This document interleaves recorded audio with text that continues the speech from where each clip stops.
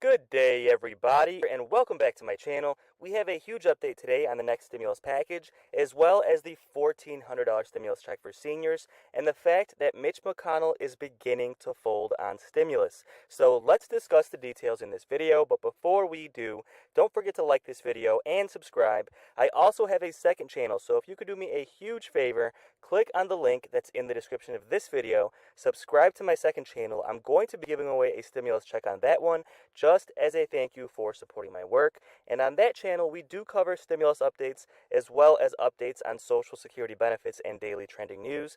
But we also mix it in with fun things like playing bingo, playing the lottery, playing casino games like slot machines, different things to just kind of have fun and kind of get together as a community on that channel in a little less of a serious way, if that kind of makes sense. But I really appreciate your support. Before we jump into the stimulus update, I quickly want to point out that today, October 19th, is National Pharmacy Technician Day. So shout out to all those technicians who have been on the front lines throughout this pandemic. It's also National Seafood Bisque Day. So let me know in the comments, what is your favorite seafood bisque? Mine personally, of course, is lobster. That tends to be most people's favorite. But let me know if you like seafood bisque and what is your favorite in the comments below. Okay, so for anybody who missed it, Bernie Sanders is trying to include a $1,000 stimulus check in this next stimulus package, specifically for seniors, and usually that extends to SSI and SSDI as well.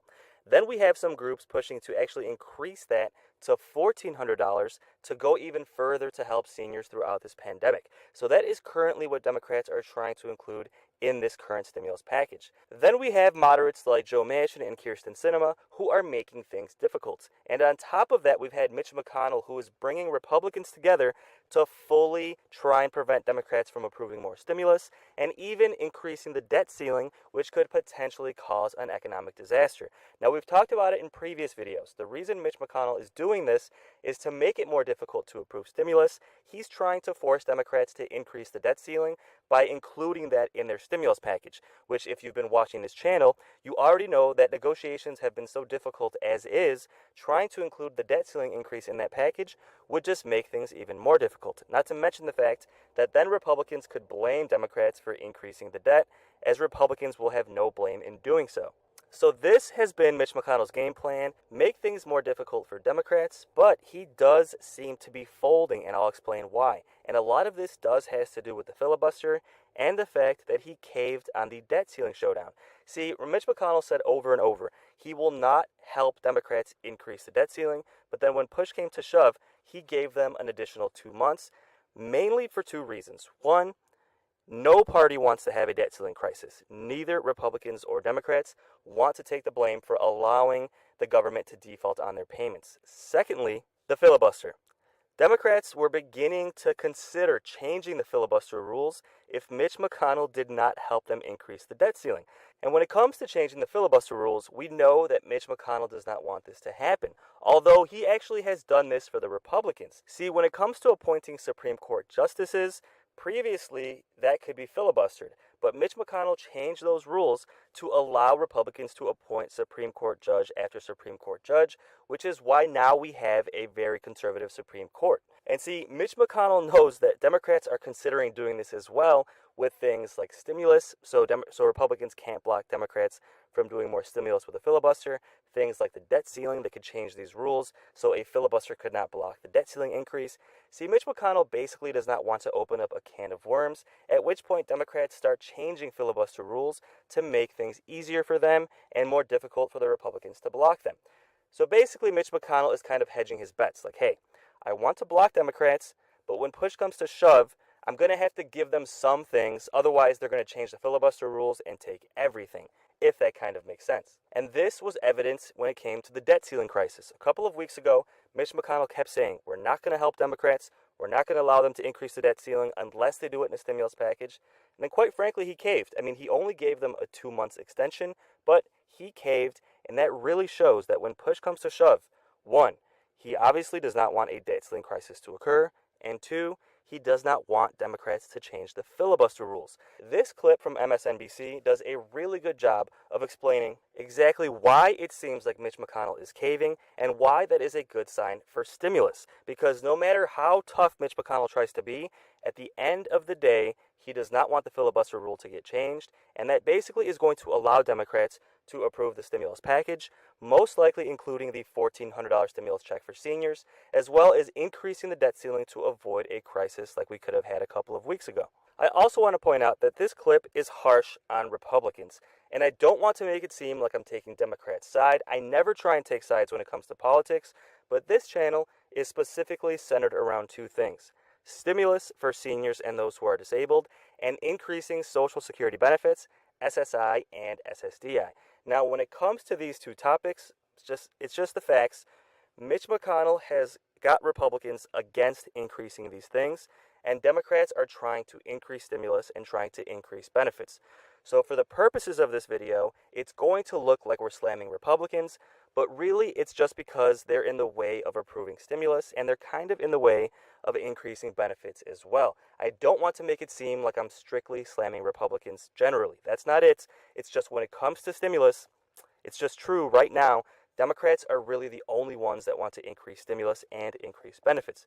So that's my disclaimer. I'm not trying to take sides politically. It's just when it comes to these topics, it's just really Republicans at the moment are standing in the way of getting this done.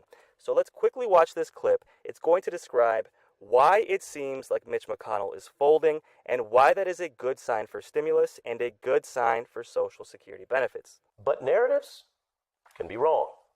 You know, people in finance said housing prices always go up, a narrative that was largely true until they crashed in 2008. Baseball fans said the Red Sox can't win the World Series. They even called it the curse of the Bambino because, as you probably heard, the Sox hadn't won since 1918. That narrative was cemented. But it was wrong. The Sox did win the series by 2004. Now, what's the point here? Well, even sturdy narratives backed by some evidence can be upended. In D.C., there's a narrative that Republicans are just willing to burn the whole place down if they don't get their way. They really will shut down the government or make America default. That's what the narrative says, and then that kind of belief of economic hostage-taking will get rewarded because the D.C. people, the people who write the narrative, believe the narrative that the Republicans won't back down or blink. So somebody has to. Well, why am I talking to you about this tonight?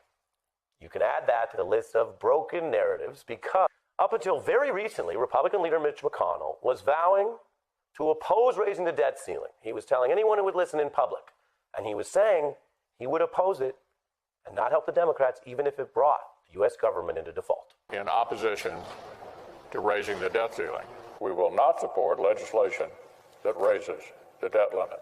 They will not get Senate Republicans help with raising the debt limit. Is that true? Narrative fact check, false.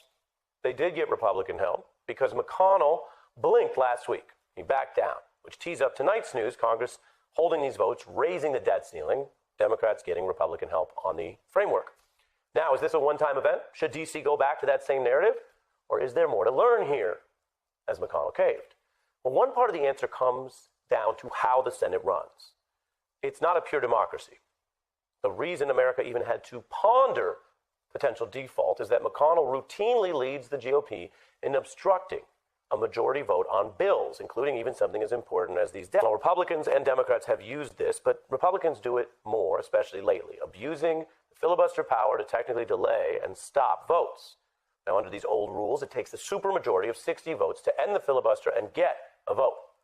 The default talk, though, was getting so hot that Democrats started mulling, changing those old rules to stop McConnell from abusing the filibuster to prevent the debt vote. Democrats angry about all of it. They say and it put McConnell in that bind, especially as his own donors opposed this game of chicken with the economy. Now, Democrats really had an opening here, and this is not a finished story. This may arise again in December because this deal expires then. If Democrats tweak some of those old rules, all for the purpose of keeping the economy going, well, the public reaction is going to range from nonplussed, like, I didn't even hear about it, to supportive, like, yeah, if you owe the bill, then I guess you got to pay for it, and I guess you had to vote on it. And then the third category would be probably Democrats getting some rare support from McConnell's own donors, who I just showed you oppose default. It's hard to think of what voting bloc would actually be upset about this move. It is a popular, clear, even kind of mellow way to cut down on D.C. McConnell obstruction, which many people don't like to begin with. It would also cut into the power of the minority party, which right now is Republican. Someday, presumably, it goes back to Democrat. But think about this. If you go check, recently presidents in both parties have slammed the filibuster and called to end it because they want votes on their own agenda. How often did Trump and Obama agree on anything in Washington? It's a reminder that not everything's about partisanship. Some things are just about old, broken systems and sclerotic, like Mitch McConnell, who defended his obstruction tool, to be clear, against change, whether it was pushed by Trump or Obama. There's not a single senator in the majority who thinks we ought to change the legislative filibuster, not one. Now, political strategist Che Komanduri notes that while many presidents do want votes on the floor, the filibuster now is more aligned with a GOP that is fundamentally opposed to much federal governing at all. Killing the filibuster hurts one side disproportionately, he says, the side opposed to legislation to solve the nation's problems. Komanduri arguing the GOP has rallied to obstruction politics because its priorities are actually unpopular, a dynamic that actually runs back before the current kind of Trumpified era. He also argues that an examination of when the Democrats had tiptoed towards the filibuster may reveal more about a really stunning gap in the modern political parties and the support they have around America. Go back to 2005, Senate Democrats did threaten to use the filibuster to block a plan to privatize Social Security. President Bush tried selling the plan to the public, betting that he would find public support that would put pressure on those. One of the most uttered phrases in Washington, D.C. these days is Social Security reform. Reforming Social Security will be a priority of my administration. This is going to be hard work to bring people together and to make to convince the Congress to move forward. President Bush is starting the new year and his second term with an admittedly ambitious goal: reforming Social Security. For younger workers, the Social Security system has serious problems that will grow worse with time. That was the argument. Those were the days. The effort failed, all amidst a reported general anxiety attack in the Republican center over Social Security, driving headlines so bad there really wasn't public support and there was never a vote. In other words, Democrats didn't need to exercise that filibuster threat. By contrast, we've been living through weeks of coverage of these popular items blocked from an up or down vote.